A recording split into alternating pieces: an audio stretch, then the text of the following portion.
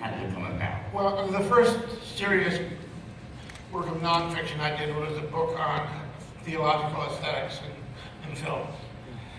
And then the first serious quality work I did in fiction was Taxi Driver. And so when I said earlier it sort of completes the circle, it takes those two diverse threads and ties them together.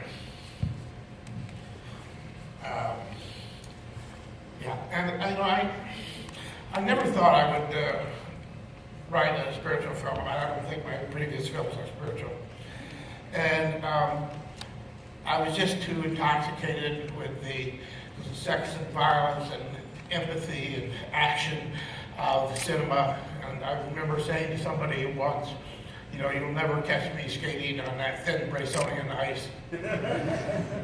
But then about 3 years ago, I was having dinner with Paweł Pawlowski, who had done a film called Ida, a Polish film. And we were talking about the spiritual in film and all of that. And I left that dinner, and walking uptown, I said, it's time. It's time for you to write that script that you promised for years never to write. And you're going to be 70 next year, and it's time to write it. So that's how it started. Earlier, well, I guess last year, when Ethan and I saw Rick Lippman's letter, his Last Flag Flying, and one of his comments was that the film Lawrence Fishburne is in the film, and that the character he plays in Apocalypse Now, there was kind of an almost direct connection with the character he plays in Last Flag Flying. And this film seems there's a direct connection to Taxi Driver, not in the same character, but it's the same thread. Well, the editor said to me while we were editing, he said, you know, there was a lot of Taxi Driver in this movie. And I said, yeah, I knew there was some, but there's a lot more than I thought there was. And it's that same sort of gimmick you have. You get inside a loner's mind, and you see the world as they do it. You hear their voice, and you identify with them. And then after about 45 minutes, they start to veer off. And they no longer became quite the person you thought they were. They become unreliable, and then they often become evil. But you are still identifying with them. And that's a wonderful thing an artist can do. Because when you get a viewer to identify with someone they don't regard as worthy of their identification, some strange things are going to happen inside their head. And you can't predict what those things are, but you know they're going to be what art is all about. So, and how did the casting, how did you get Ethan involved in the project? And Ethan, how did you get involved in the project? Well, you know, normally when you write, you try not to think of actors because it makes you lazy as a writer. But about 2/3 of the way through the script, Ethan's image started coming into my head. And so after I finished the script, I sent it to him. This was long before there was any thought of financing. And he responded within 24 hours. Well, I spent the better part of my life reading scripts, you know, and very few people can write them. The script itself was clearly the work of somebody who had a lot to say, and it was very exciting, definitely what I wanted to do with my life.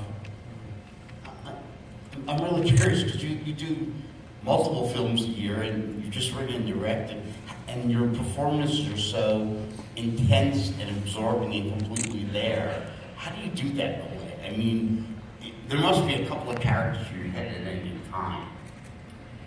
I don't know, you know, this is going to sound a little, I hope it doesn't sound wrong, but I've been reading Willie Nelson's book, and he says this very funny thing in there that people, his friends and people who he works with often complain to him that he works too much, that he sings too many songs or makes too many albums and he must be distracted or something like that. And he says, it's just what I do. I don't know any other way to be. This is my favorite thing to do. And when you can act for material inside a story that feels substantive and meaningful, that's my greatest joy. but it's very rare. You know, the businesses of making movies kind of get usurped by turning everything into a unit of sale, and it's hard to find challenging acting parts. You know, as an actor, you're only as good as your opportunity.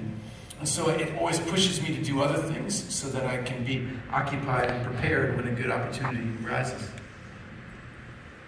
So the ending, of course, is it a dream? Is it real? I mean, how did that gorgeous camera work? How did you access that, I guess? Well, what do you think? Is he alive or dead at the end? He's gone. Who thinks he's alive? Who thinks he's dead? That's a good ratio. Because it's built in that way. Some very going again back to Taxi Driver, where you're not quite sure whether this epilogue is actually happening. You know, she appears somewhat magically, you know, and maybe this is an ecstatic vision he has at the moment of death, or maybe it is in fact God's grace saving him. I don't know the answer to the question, and I took great pains not to know the answer to that question. One of the things I love it is early on, you know, and the scene I have with the young man, he talks about holding hope and despair in both your hands is kind of what our mission here is to do, and that what the ending always meant to me is it's a kind of embodiment of that. On one hand you have hope, and on the other hand you have this despair, and they're spinning around and around and around, and I find it very moving. Are there, I'd like to open to the audience for questions. Yes, over there. Yeah. Is environmental protection something that's very important to you personally, or were you using it more as a narrative device? Well, it's very important to me personally, of course. It has to be. It's important to everyone alive. Now, this character, you know, he's sick long before this environmentalism comes along. He has the sickness unto death, the Kierkegaardian despair. And so, did he pick up the young man's cause like he caught a virus, and so that it gave his despair grandeur? That could be. But either way, it is a cause worth sacrifice for. I don't think it's a cause worth killing a church full of black people for. But it is a cause worth sacrificing for. So